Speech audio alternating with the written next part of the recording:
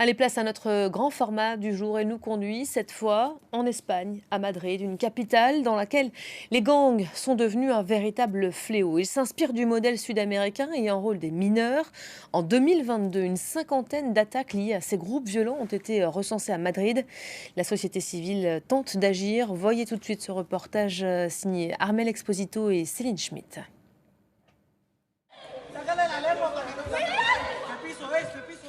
4 décembre 2022, 22h15, William Bonilla, 15 ans, vient d'être assassiné d'une balle dans le dos.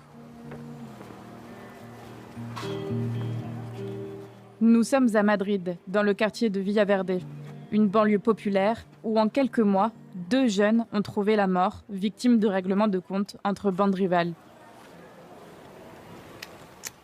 Javier Cuenca représente les habitants du quartier. Il est sous le choc. Comme vous le voyez, c'était encore un enfant. On ne s'attend pas qu'à un âge comme celui-ci, on puisse mourir si violemment. William, c'était un garçon normal. Il étudiait dans le quartier et il avait beaucoup d'amis.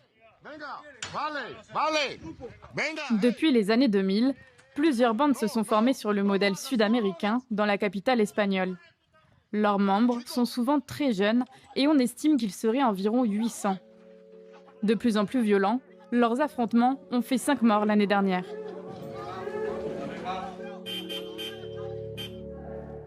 Dans le quartier d'Atocha, au centre de Madrid, ce pasteur est à la tête d'un programme de réinsertion pour les rares jeunes qui tentent de se libérer de l'emprise de ces gangs.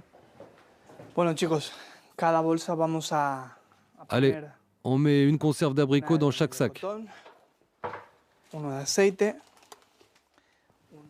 Parmi eux, ceux que nous appellerons Jessica et Arthur.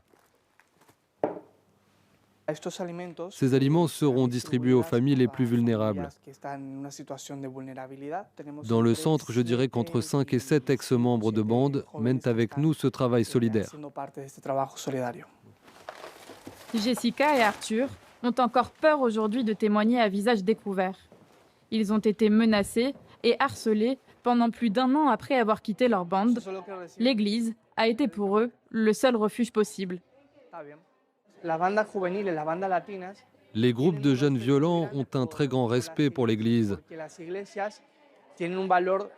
parce que l'Église a la fonction d'aider les plus vulnérables et que pour la plupart d'entre eux, leurs familles en font partie.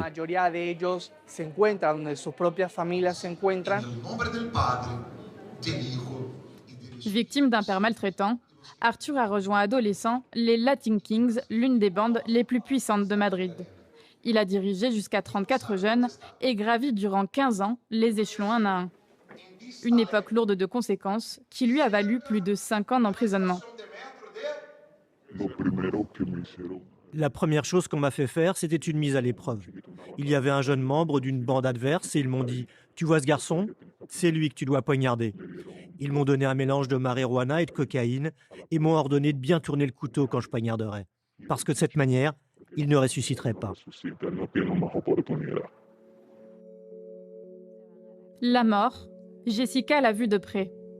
Frappée par son compagnon, haut placé dans une bande rivale, elle a bien cru ne jamais s'en sortir. Quand tu te rends compte que tu veux partir, tu es déjà dans la bande. Tu détiens beaucoup d'informations et les groupes adverses savent qui tu es. Alors, comment est-ce que tu veux sortir de là sans protection ?